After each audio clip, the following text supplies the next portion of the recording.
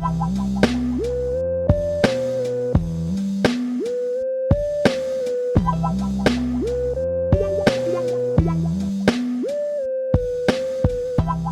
to episode 23, gang. Welcome. We have a Patreon this week. Our very first international Patreon. So exciting. Chloe Green. Hey, Chloe. Enjoy your episode. Hope you love this. And fuck, I'm so excited we got somebody from outside America. Yeah, that is exciting. Looks like we made it. Chloe, please don't leave me. All I can think about is that Britney Spears Christmas song. I was like, Katie, this isn't a real song. Yes, it is. And then we got tagged. We did. In a post. And it's with real. The song and a Krampus mask. Greatest. Just the greatest. More than I could have hoped for that somebody would have a Krampus mask. Also wondering why I don't have a Krampus mask, but... It is, yeah. It is surprising. I only have the horns and my own face. You're so nice to yourself. I'm so close. I just need the forked tongue. Today, because we did our shout out, right? Do we have any other housekeeping? Well, we have new merch. Oh, yeah, that's right. New merch. We changed our merch provider to be able to offer people who are outside the U.S. the opportunity to buy our merch. So there's more options, but also very different options. So we have some clothing now. So we have a long sleeve t-shirt, a short sleeve t-shirt, and a hoodie. Yep. And 2 different tote bags. One of the tote bags is sold out right now. We don't have any control over that. I think it's just like the bag itself is sold out. Yeah, you said sold out, and I was like, ooh, I'm like, nope, that's not. I'm getting ahead of myself. But there is another tote bag option, and of course our sticker, our logo sticker, and our Giuseppe sticker. Tortellini. Yeah. The tortellini with knives. The armed tortellini. If there's anything else that you guys would like to see on merch. Like a shrunken head or a G-string. Let us know. Yeah, let us know. Again, the best way to reach out is either to submit through our form on our website or under the Contact Us tab, or shoot us a message on Instagram. Mm-hmm. But the form is definitely way easier to keep track of. Yes. Because we can organize those into their own folder. Yeah. But yes, we have new merch. Check that out. It's on our website. You can go to thebarsanklehigh.com and then just click merch at the top of the page and it'll take you there. And so we're trying it out. It'll be that way for at least the first 3 months of the year, because I'm not doing it again for a little bit. And we'll see how it goes. But hopefully you all like it and order a bunch of stuff. Yeah, order our merch. So you can wear us on your bodies. Yeah, put us on your bodies. Not just in your ear holes. Yeah. Sorry. We're not going to just delight your brain juices. We're going to delight your body hair. Oh. Sure. Mwah. We're in a weird mood today, guys. Yeah, and as far as other housekeeping stuff, Patreon is kicking up. I can tell you that. Yeah. So, definitely get up in there. Yep. And, we've been playing some games. Yeah. And our Limbo Champion subscribers, remember, you get added to our close friends list on Instagram. So we've been posting a lot more in there since there's now a lot more of you. Yep. So we have an audience on our close friends list now. Instead of just us. So shame me from my shelf. Yeah, you do that. And we're about 3 months away from 3 to 4 months away from being able to offer annual subscriptions on Patreon. Which is super exciting. So we need somewhere between 20 to 50 more Patreon subscribers for a few months, and then we can offer annual subscriptions, which is also a great gift to give to people. Awesome gift. But yeah, we'll have a lot more options on Patreon once we hit that milestone. So we're really looking forward to it, and can't wait. Yeah, hopefully we'll be able to do that by Easter. Yeah, sooner rather than later. What better gift for Jesus than to support our podcast. What better gift for Jesus on his death day? Well, it's a resurrection day, technically. Yeah, I mean, if we're gonna get. Did you go to Catholic school or not? I did. I just. His death day was Good Friday. I was thinking about in the Krampus episode when we were talking about everything being made up. Yeah, so this totally real thing. Yeah, I'm just gonna keep myself from going on a spiral. What better gift for completely real Jesus Yes. than joining our totally real Patreon? Maybe if you join Patreon, you'll also float into the sky and move a rock. Maybe. Or maybe we will. Maybe we would. You know what? If we hit annual billing, we will float into the sky. That's true. Yeah. Yeah. Man, my tummy is making noises. Yeah, I heard that. That came from deep. It's like the Balrog from Lord of the Rings. Like 3 listeners are going to appreciate that reference. One of them is PK. Oh my god. Oh boy. Whew. So, today, because we can go into... Oh yeah, what are we talking about today?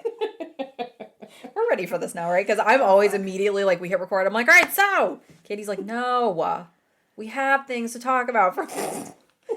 Because we will forget. Oh, 100%. I forget between when we talk about it before we start recording. We hit record and I'm like, so content. She's like, no, we just talked about this.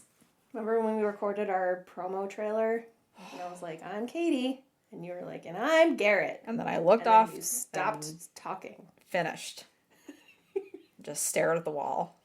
It's the best. Blank face. My work is done here. Mm-hmm.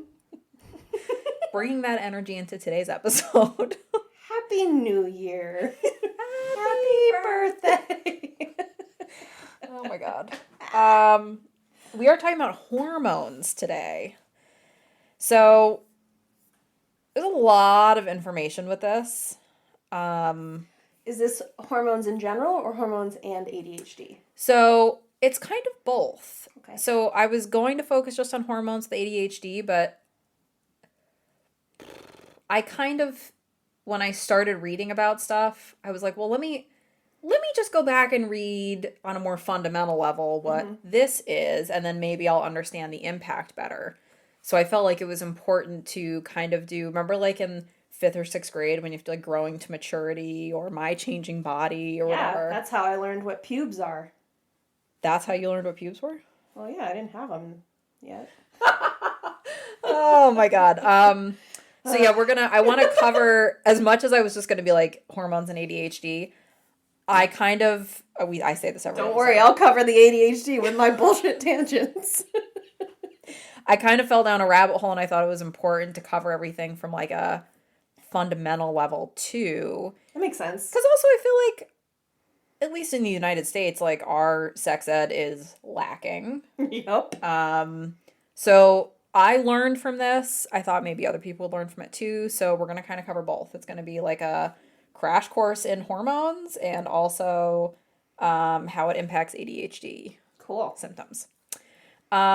So I am going to be focusing on girls and women, which is referring to like AFAB, cisgender women. Trying to be better with it, but it does get confusing when you're going through this, so I'll try my best. We'll see how it is. So when you say girls and women, you mean any AFAB individual? Yes. Unless otherwise specified? Yes.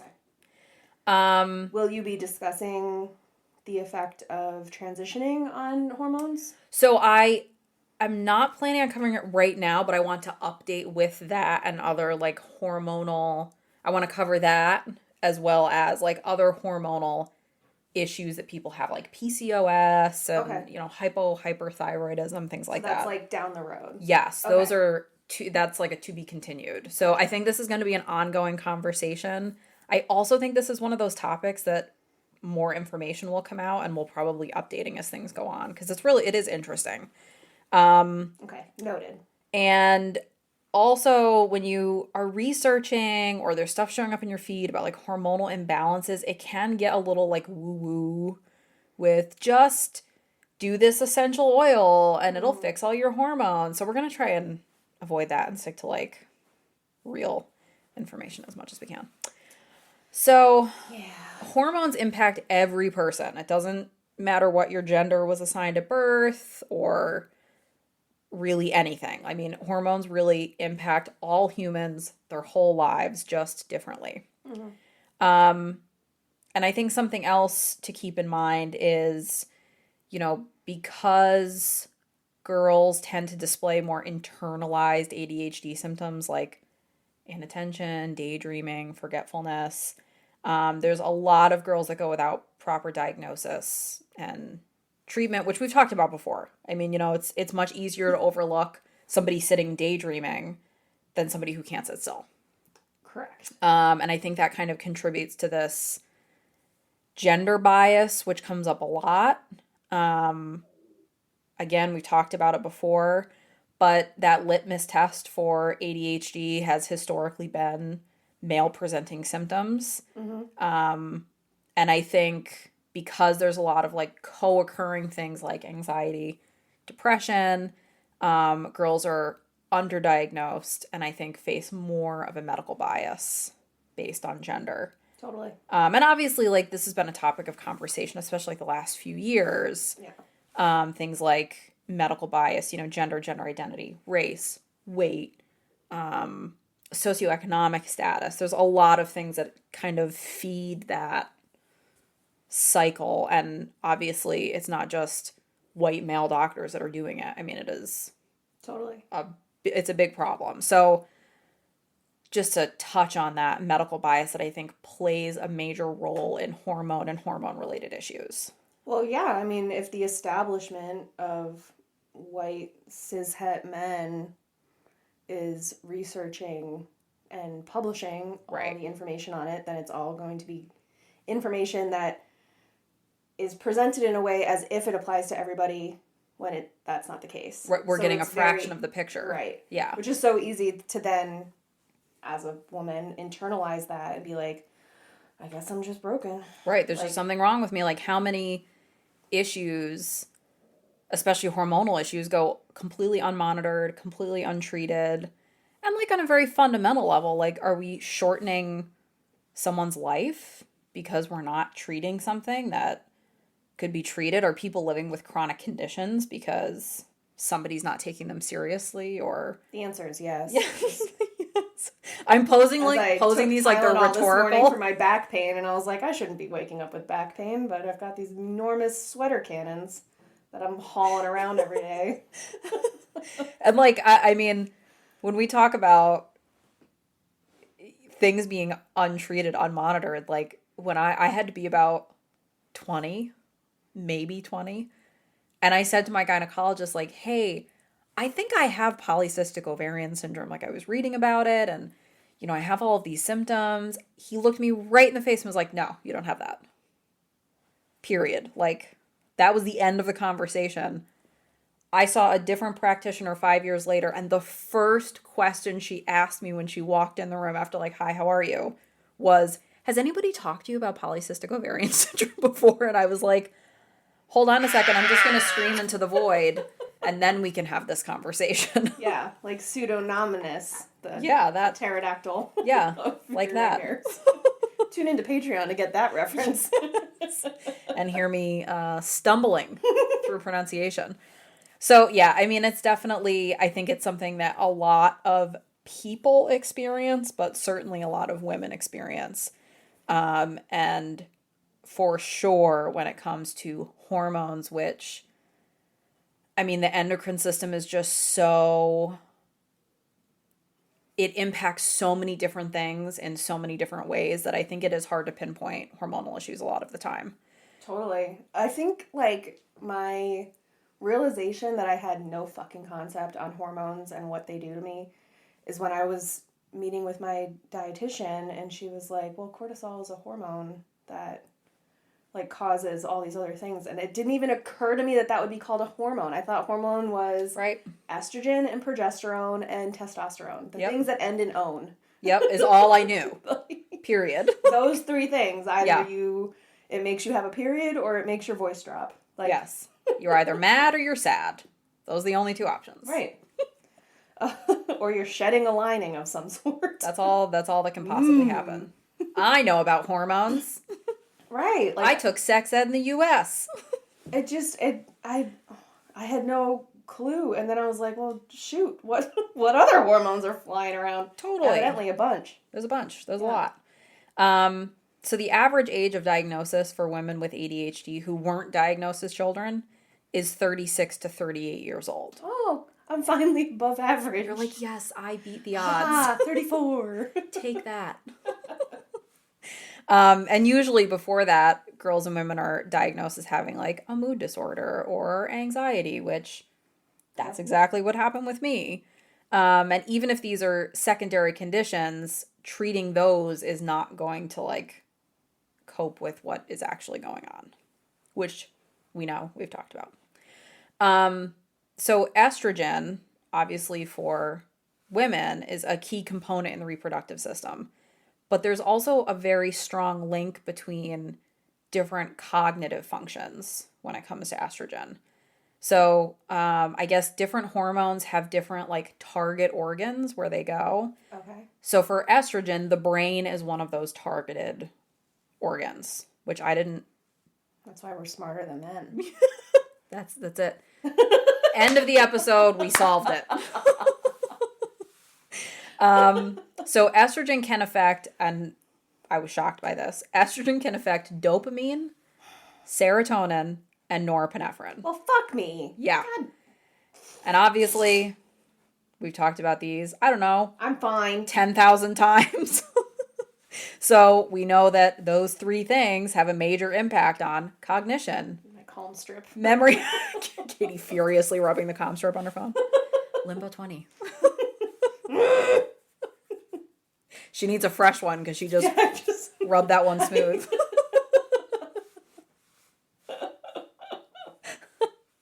Oh, we're not gonna make dirty jokes. Not gonna make dirty jokes.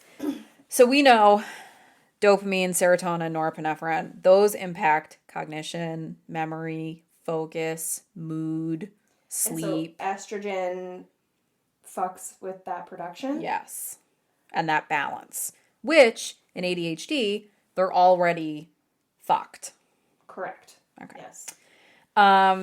Yeah, quick reminder, I guess. ADHD is caused by an imbalance, or believed to be caused by an imbalance of dopamine and norepinephrine, either production or reuptake inhibition, meaning that your brain stops trying to absorb it too soon, or it reabsorbs the dopamine and or norepinephrine that it's issued, like spit out too fast for it to be absorbed by the connecting neurotransmitters, which is why people with ADHD are often like thrill seekers or really impulsive, because they're chasing a dopamine release to get more dopamine kicked out, because if you can at least produce excessive dopamine, you have a better chance of receiving it and it being used rather than just being sucked back up into your brain and not used.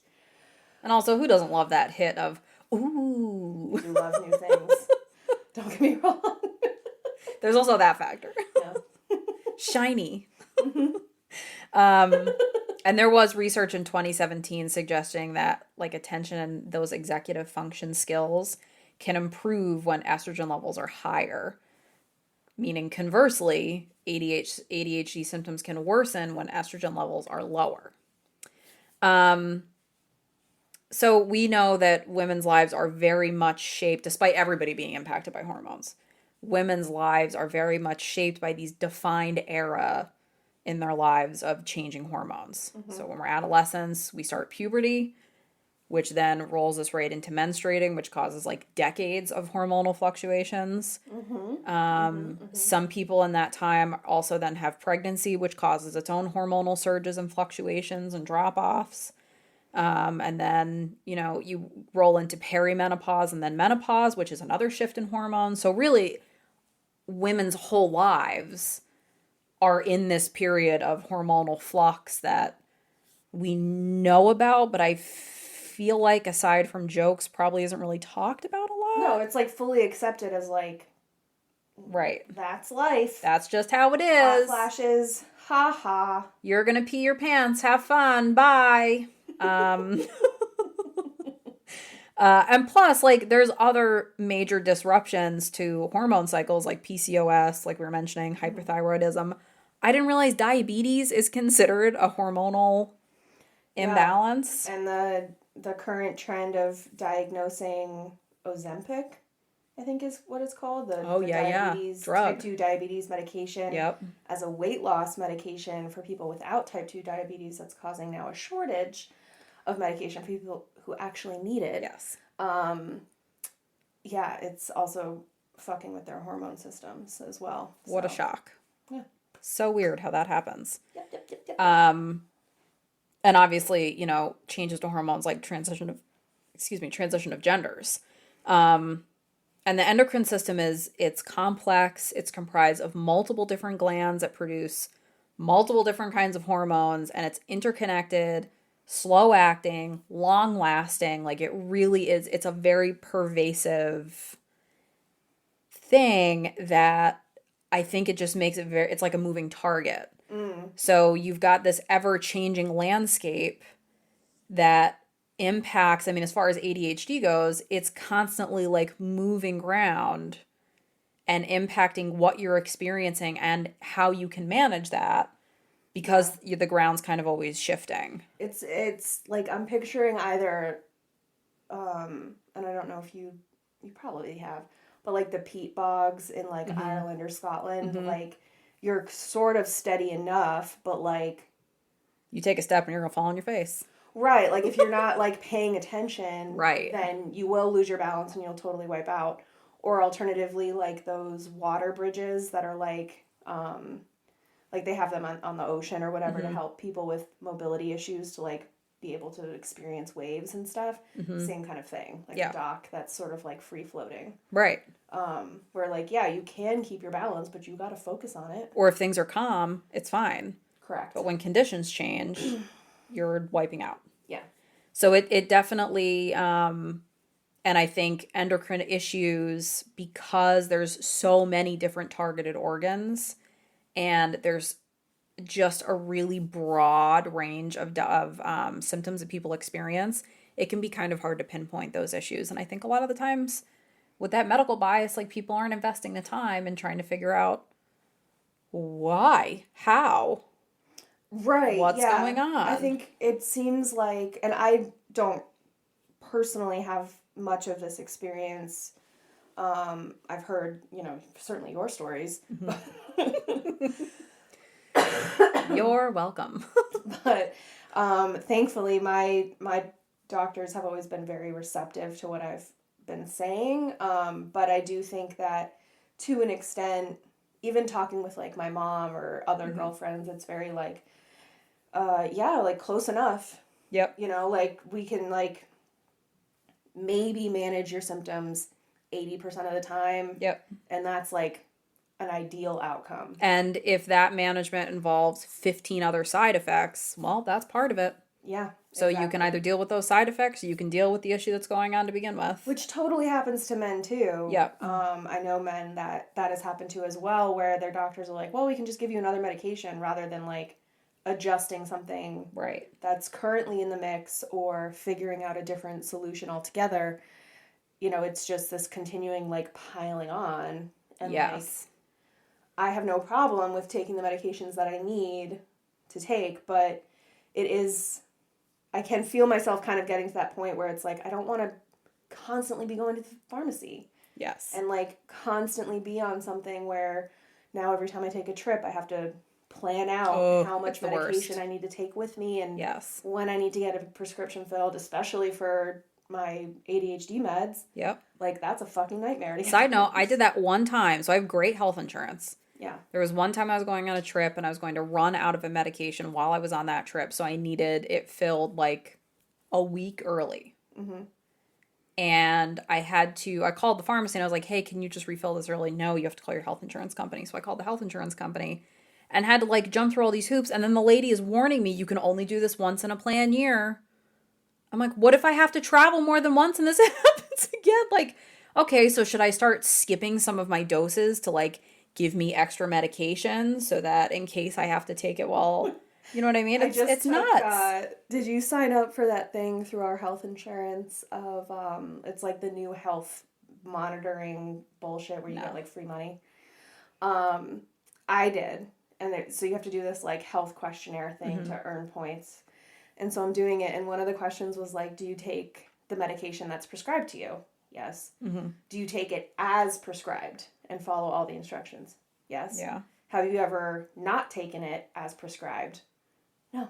But like, Yeah, when it's a I kind of, forgot. right, exactly. Like, my problem isn't that I'm abusing my Concerta Yeah. or my Ritalin. The problem is that I fully forget to take my Ritalin in the afternoon. Yep.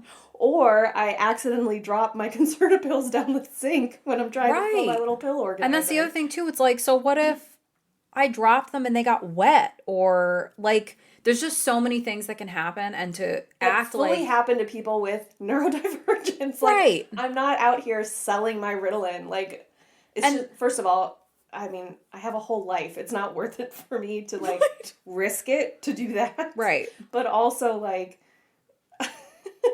like I don't know, there's just so many other ways that I can spend my time than like shilling 10 milligrams of Ritalin on the street corner. Well, that's what got me too. It was like, not that it matters, but it was blood pressure medication. Like, ma'am, no one's enjoying this. What am I gonna do with this medication? Is it like Viagra? Like, why do they care Yeah, if you're having more of it? it was just so Like, your boner's gonna be too big, ma'am. it was just so wild to me that it was this attitude like, you should plan your vacations around your prescription refill schedule. Yeah, that like delinquent, like they treat you like a delinquent every Yeah. time. Yeah. Yeah, it's ridiculous. So anyway, speaking of medical bias, all right, so we are going to start this journey about hormones. Oh, we didn't start yet. No. Oh no, that was the intro. Ah, That was just intro. the more you know. We're going to start this little journey with puberty and adolescence, everybody's favorite time period. Totally. Just thinking about this is going to make everybody cringe, so. We should share some pictures from our Oh. like our school photos. Oh my god, the frizzy hair. Who is that? Emily Gross on Yes. Instagram. Hey, guys. Yeah, if you haven't seen her posts, shout out to Emily Gross. She has the absolute funniest shtick that she does, and it's supposed to be her as like an adolescent. Yeah, like in middle school. And it like, is perfection. It is so spot on. Like, what'd you guys do this weekend? Oh, that's cool. That's cute. And she's got the frizzy hair and the braces and the unibrow and the acne. It is just poetry. It's so perfect. I got this cool Paul Frank t-shirt. It's just like, Oh, these are my gel pens. You guys went to the Usher concert. That's cool. That's cool. Yeah, it's spot on. So The butterfly clips in my hair. oh, the butterfly clips. Yeah, I had a Ellen DeGeneres haircut in one of my school photos and butterfly clips fitting Oh, it you back. did them both. You know what I used to do is I used to take my hair in little chunks and twist it up and clip it with butterfly clips all over yeah. my head. We were really cool. We'll share those pictures on our Instagram. Yeah, you guys will Don't get you worry. a dose of something awful. So generally puberty hits between like 8 and 13, but it's like totally dependent on the person. God, I came out 8 years old. That's when I started, but I didn't get my period until I was 12. No, I got my period.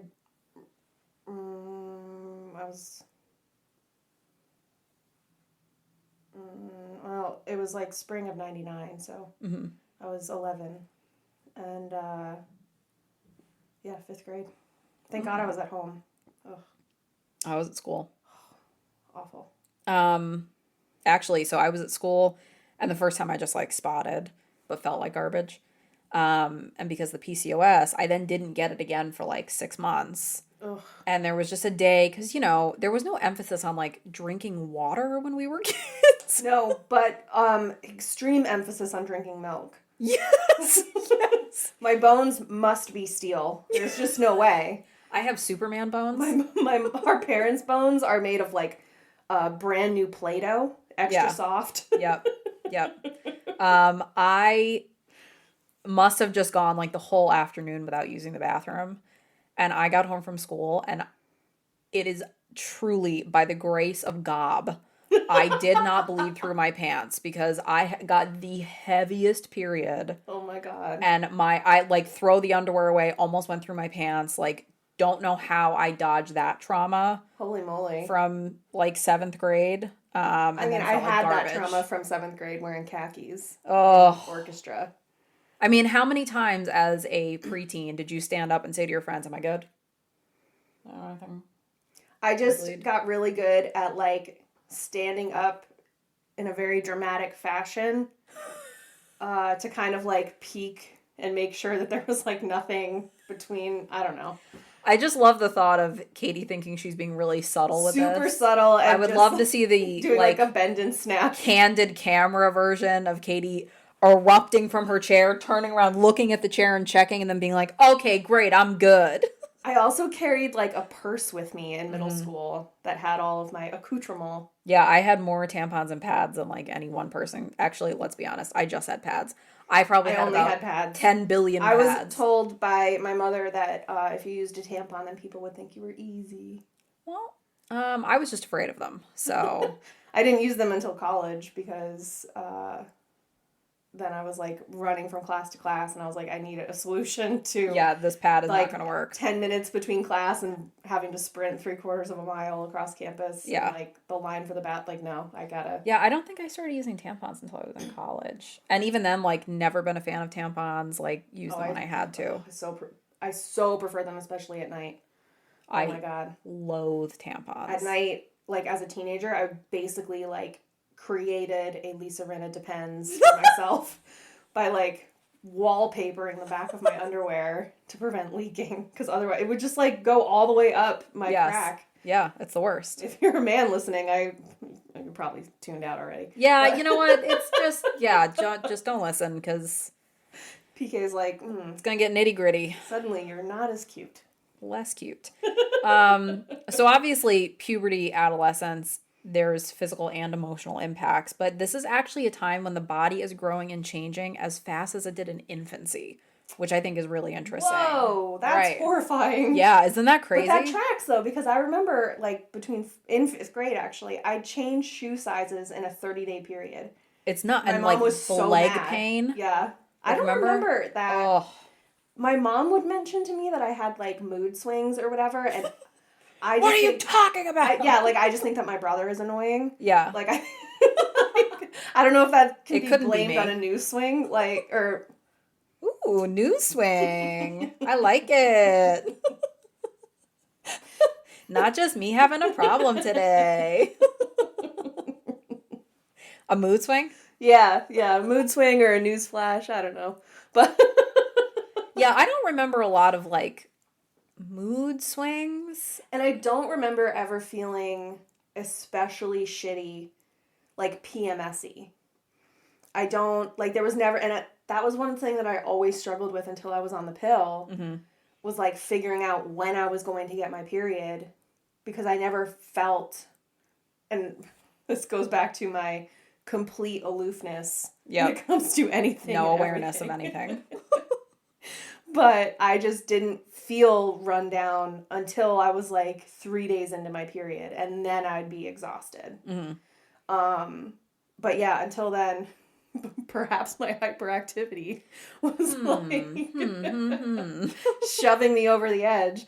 But yeah, so it was like always such a struggle for me because I was like, yeah, of course I have a mood swing. Like, you keep telling me I'm having a mood swing. Like, right, that's going to make it worse. Exactly. It's like telling me to calm down. Right. I remember, like, really terrible leg pain. Like, I'm 5 foot, like, 1.5. And I have been the same height since I was, like, 10. Same.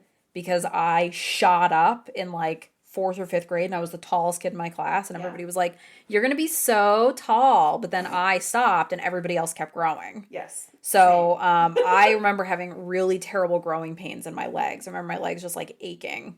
Yeah, I don't remember that. She's so upset. I can't believe I don't remember the leg pain. So during this time, your brain releases this special hormone called gonadotropin releasing hormone, or GnRH for short. So the GnRH hits the pituitary gland, which then triggers two more puberty hormones. This is just going to get worse because there's a lot of long words in here. There's the luteinizing hormone, LH for short, and the follicle stimulating hormone, which is FSH for short. So boys and girls both get these, which I did not know. Okay. And when you said follicle, I thought you meant like ovum follicle. It is. Oh, okay. But, so for boys, those hormones travel through the blood and give the testes the signal to begin production of testosterone and sperm. So that LH and FSH, so the GnRH triggers the LH and FSH, which then triggers the testosterone. I mean, that fully makes sense when you consider that a embryo, like when it's figuring out if it's going to be male or female at birth, like the ovaries are testicles and the testicles are ovaries. Right, like everything starts the same thing. It's just whether it migrates south or north. Yeah, it's. I was like, I read that and I was like, no shit. So in girls, that FSH and LH target the ovaries, and obviously, like, I'm assuming most people know, when you're born, your ovaries contain all of the eggs that you'll ever have in your lifetime. Yes. So you're not producing eggs, you're just storing them. So that hormone is then going to stimulate the ovaries to start producing hormones. Nope, estrogen. So just like the FSH and LH triggered the testes to produce testosterone and sperm, the FSH and LH are targeting the ovaries to start producing estrogen and preparing the ovaries to start releasing eggs. So the estrogen is what makes the ovaries release the egg. Part of it. Okay. So that FSH and LH continues through women's lifetimes. Not sure about men. I got a little focused. We are so underpaid. I can't even. Emotional dysregulation. I'm mad now. No new swings. Oh my God, the gender pay gap is so much wider than 30%. Holy shit. We have to deal with this every time?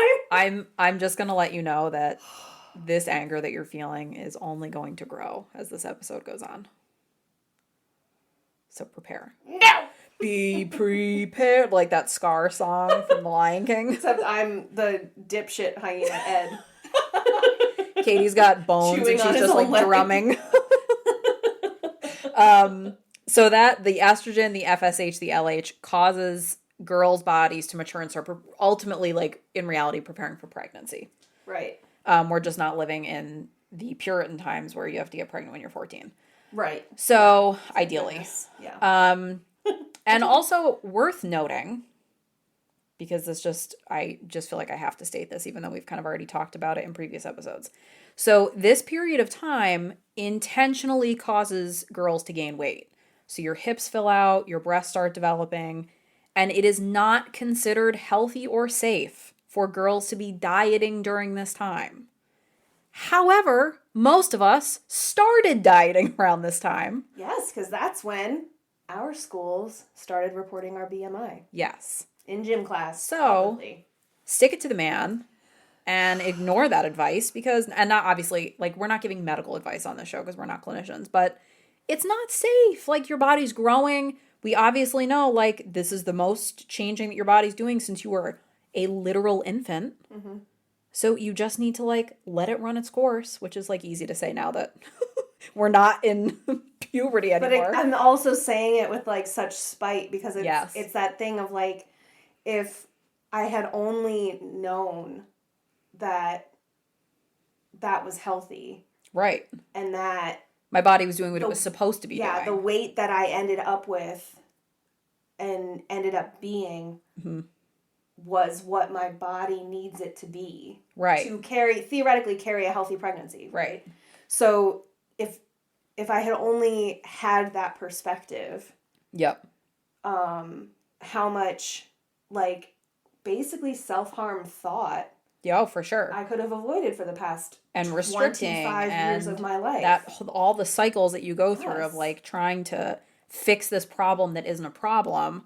Also, big fucking shout out to the kid when I was like 12 that for no fucking reason in the hallway asked me if I had ever heard of Jenny Craig when I was going through puberty. So big shout out to him. I hope he has butthole spiders. Wow. You know what? He can also choke on the glob of hair from the shower drain. I agree with that. Yeah. Let me change position of my chair. Okay. I like slide down as time goes on, and then I feel like I'm like a cheese curl sitting in this chair. I'm like, I need to sit up. So we know fluctuating hormones can cause mood swings, impulsiveness, trouble concentrating. Who's that? And unfortunately, for teens that have ADHD, the transition to puberty can like be further complicated by this ADHD. So we've also talked about before, I feel like this is also like a highlight reel of things we've discussed in the past, but that keeps happening. Like the more that it goes on, right, the more we have like we're like touching on old topics. Yeah. And reminding people of stuff. So there's that emotional lag. So kids with ADHD are like emotionally a little bit behind neurotypical kids.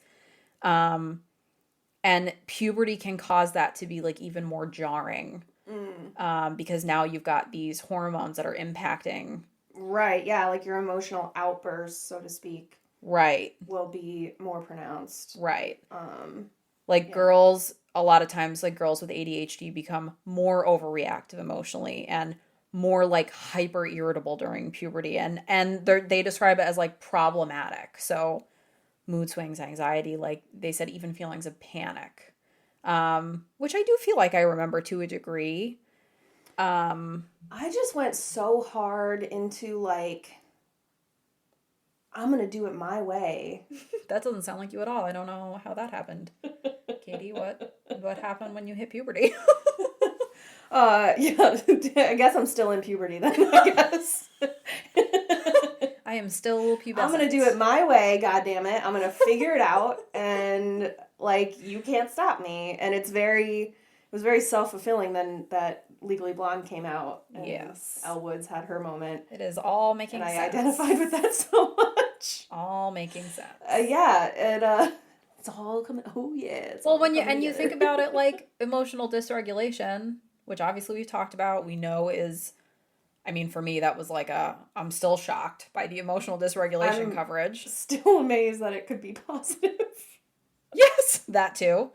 It's going to make that hormonal impact on puberty like even more intense. Like you're already taking somebody who has that like kind of skipping over is this an appropriate response? Right. And then I just tried out for cheerleading on a whim and did gymnastics and tried out for field hockey on a whim and did all these different things. Yeah. You're like taking that hop, skip, and a jump from thinking to reacting, and then you're like hitting it with a nuclear bomb with puberty. So it's it gets intense. I survived. Sleep problems can also either develop or worsen, which we did talk about, like that usually starts around age 12 when we were talking about sleep, which then, it turns into that chicken egg situation. You've got, distractibility, inability to focus, disorganization, feeling overwhelmed. Those can all be fed by that lack of sleep. Right. Which would also then, like, lack of sleep also heightens your cortisol thing, which can cause weight gain or water retention or whatever. Yep. Which also affects your hormone balance. And you're feeling super self-conscious because your body is changing so rapidly and you're having potentially mood swings and irritability. I feel like especially as people who developed early, I felt so out of place. Like I was sweatier than everybody else. Yes. I feel like I was the only person who had to wear deodorant in 5th grade and 4th grade. I probably wasn't, but that's just how it felt. Like I was no longer able to shop at Limited 2 because their clothes didn't fit me. They don't fit people who have hips. No, they're designed for like little girls. They weren't designed for like preteens that were built the way they were supposed to be built. And it's very hard. I distinctly remember struggling with reconciling that. Mm-hmm. And my mom, to her credit, was just like, well, you're just growing. Like, that's just what happens. Yeah. Like it was never, like, there wasn't a shame thing about it. There was a shame thing from my stepmother about it. But my mom never did anything like that. And but yeah, it was just that kind of like kids' clothes don't fit me. The Yeah. end, like it was, but when you there at the time, like I feel like the juniors department, like at Macy's, was still not really designed for women's bodies.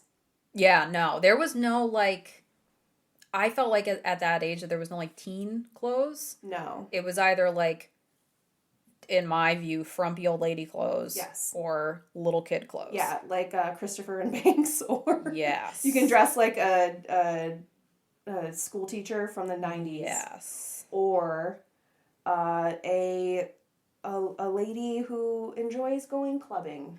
I remember wearing like some of my mom's old clothes. Yep, because I just didn't. I mean, I was in uniform, so I think that cut down on a lot of that. But like times when I was able to wear like yeah, I wore my mom's clothes in like third grade. Maybe I did develop early. I changed my mind. You know what? Now that I think about it, I do remember leg pain. And obviously, like when all of these things are going on, your self-esteem is going to plummet. Oh, totally. And you're internalizing all of those negative thoughts. Plus, like that's when bullying picks up. And absolutely. And like again, for me, it was like if I was on my period, I had to wear jeans because I felt like that was the only thing that would make me feel like everything was being kept in place where it needed to be, but also hiding the fact that I was wearing a diaper. Yeah, I was afraid if I didn't wear jeans, people would know I was on my period if I was trying to wear something comfortable. Like if I wore something comfortable, people were going to assume I was on my period because there was all that weird shame associated with having a period. I just was like jeans and a hoodie constantly. I mean, that was like my uniform. Mm-hmm. I mean, it still is. I don't know who we're kidding. Let me be honest here. So, you've got all these changes going on. For kids that were already being treated on stimulant medication, this time period can cause those stimulants to be less effective. So there's a lot of kids who were diagnosed at a young age that then have this big setback because the meds aren't as effective. They're not working the way that they were before. And all of these other, changes that we've been talking about. So again, that ever-changing route, which is going to be true for boys and girls. But especially when you have those higher levels of estrogen and progesterone, it's really going to have a distinct impact on the ADHD medication. And they're saying that there's been studies that have shown that although estrogen can like enhance the response to amphetamine medications, it can be diminished by the presence of progesterone. So if your estrogen is high, great. But if your progesterone is also high, fizzucked. Cool. Yeah. So that's going to roll us right into periods and menstruation, which we've been touching on. Yeah. So we obviously know menstruation is the shedding of the lining of the uterus that occurs roughly in monthly cycles throughout a woman's reproductive life except during pregnancy. So it starts at puberty, which is called the menarche. When you start menarche. Yep. When you start your period. And then it stops permanently at menopause, which is defined as 1 year after your last menstrual cycle. Okay. So the cycle begins on the first day of bleeding, which is counted as day 1. And then the cycle ends before you start bleeding for your next cycle. Okay. So the average range is like 24 to 38 days. But really only like 10 to 15% of women have cycles that are 28 days. And at least 20% of women have irregular cycles that are shorter. Yeah, I think mine, longer. before I was on the pill, was like maybe 30 or 31 days. Because I tried to track it and it was never on the same day each month. Because, I mean, as a kid, they made it sound like you're going to get your period. They made it sound like it was a magazine subscription. On the 5th of the month, yes, 100, like a billing cycle. Yeah. Like you're going to get on the 5th of the month every year, and this is what you're going to feel, and this is when it's going to come. When you get it, it's time to pay your mortgage. Yeah. Like. I mean, as a teenager, my cycle was completely unpredictable, never knew when I was going to get it, and then when I did get it, it was horrible.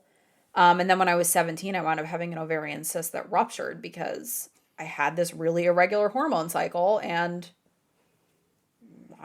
Still no diagnosis. That's yeah, cool. nobody was concerned. I mean, like, my mom was just like, well, you know, when you're at that age, it takes a while before your body's really gonna Well, get right. its stride and that's figure what out I what's... had heard from my mom, but then my mom also said that hers, like, she said that she knew she was pregnant with me because her period always started on the same day of the month at 4 p.m.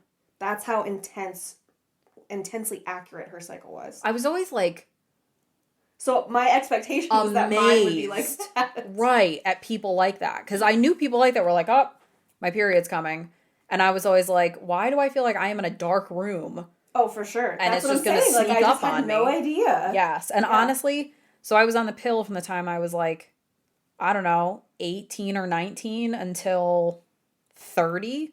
So completely disconnected. Actually, younger than that. I think I was like maybe 17. Yeah, I started it when I was like 16 because my mom wanted me to be okay if I was ever in a situation where... Right. And because my period was so irregular, that was going to put me with a more predictable... Yep. And that was going to prevent me from getting another ovarian cyst because I have stable hormones. When I start to try to have a baby, like, Lord I have knows. no idea what my body's going to do. I'll probably blow up like Violet Beauregard, Willy Wonka.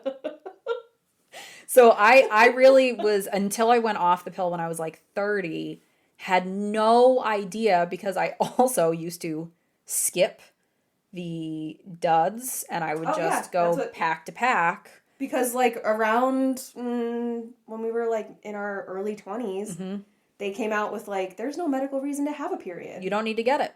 And I was like, ideal. Fuck yeah. Shit, I'm never getting it again. Give me the...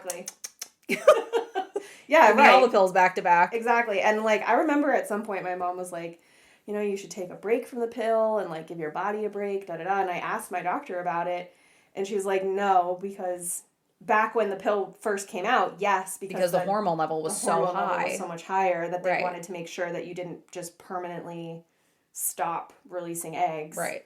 But because now the hormone levels in oral contraceptives are so low, it's not a concern. So, I mean... Oh, yeah, like my last like again, version of the pill... At this point that they should probably go in there and harvest some just in case. Just to be safe. By the time I went off the pill, because, again, for anybody that's been on the pill long term, which I feel like is a lot of people... They're constantly switching what pill you're on. So 1 month you can pick it up and it's this, and the next month it's something else. And yes, and and they have different side effects, by the way.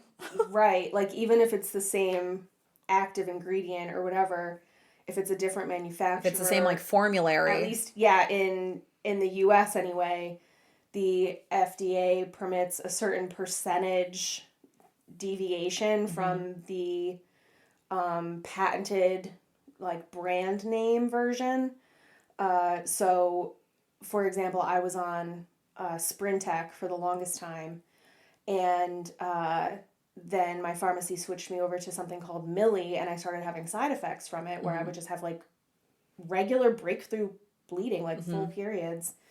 And I called the pharmacy and they're like, it's the same pill. And I was like, well, clearly not, because I'm suddenly having side effects that I was never having before. And I completely changed my entire pill regimen because I was like, well, obviously if they're going to be substituting this, then this isn't working for me. Right. And the Sprintec was like no longer being manufactured or something. It just was fully unavailable. So I was like, and it would go back and forth. So I would get like 3 months at a time because I take it straight through. Yep. So I'd get a 3-month or 4-month pack of Sprintec, and then the next time I get it filled, it's Millie, and then I'm back to Sprintec. And I was like, this is just ridiculous. Just give me a different medication. Right, so that I can be on the same one. Right, and not have breakthrough refill to refill. Because like that, the whole reason, like if the reason that I'm taking the pill at this point, like I'm 35. The reason I'm taking the pill is because I like the predictability of knowing when I'm going to get my period, or more importantly, that I'm not going to get it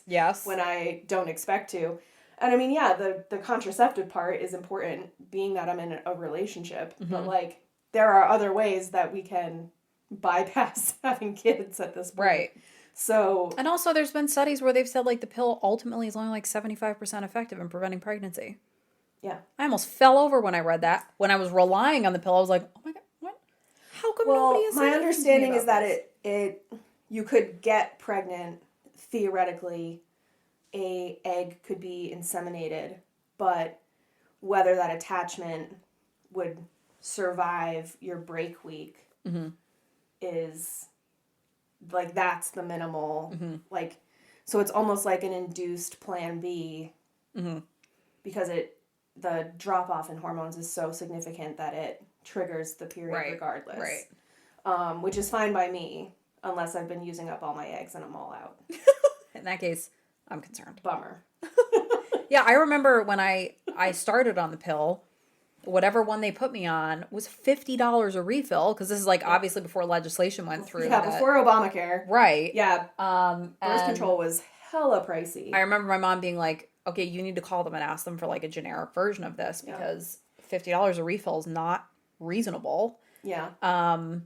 Even on the generic before Obamacare, I think I was like at $30 a month. Like it was $1. It was expensive. Yeah. Again, men, how much money do you have to spend every month on your hormonal fluctuations?